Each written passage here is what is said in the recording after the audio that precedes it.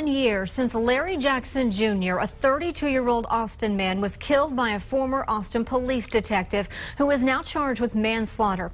Last night, family and friends gathered to remember him. KXAN's Amanda Brandeis was there. Last night's vigil was, as you can imagine, very emotional. 1 year ago, Larry Jackson was killed under a bridge along 38th Street. Friends and family gathered to remember the 32-year-old. It's been a long year. How would anyone feel when they lose someone you love? That's just something we have to deal with. For Larry's sister, no family should ever have to go through this because it's too much. For his children, why our dear sweet dad was taken so soon when he was our guiding star, our sun and moon. There are no answers to a question like this, so we'll cherish your memory and mourn the years we'll miss. Love your children, Jasmine, Trevion, and Lamont. For anyone whose life he touched, I am humbled by their struggle and their sacrifice. 1 year later, the pain has not eased, and they say their fight for justice continues. I feel like justice is due for my niece and my nephews because it's just absolutely wrong that this summer they're here and their father is not here. They say they'll continue to fight for the man who will keep touching lives for years to come. The man charged with Jackson's death, Charles Kleiner, is expected to return to court this Friday for a pretrial hearing. Jackson's family says they will be there. Amanda Brandeis, KXAN News.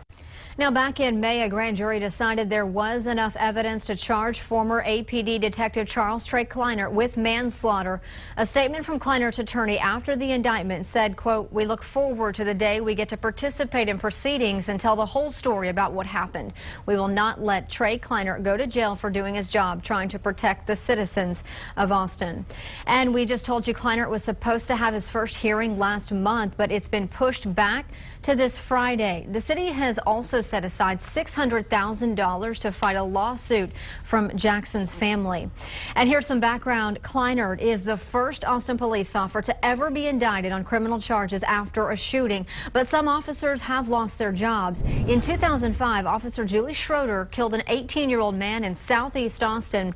A grand jury cleared her, but then Police Chief Stan Nee fired Schroeder for violating police procedures.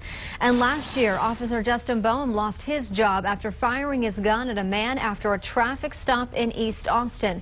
The bullet missed the man, but Chief Acevedo said that Boehm did not follow proper procedure.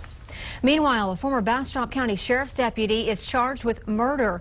Daniel Willis was responding to a call back in February about a fight between two men. When he got to the house, authorities tell us he shot Yvette Smith twice when she walked onto the porch. Originally, the sheriff's office said Smith was armed, but they later said she had no weapons on her.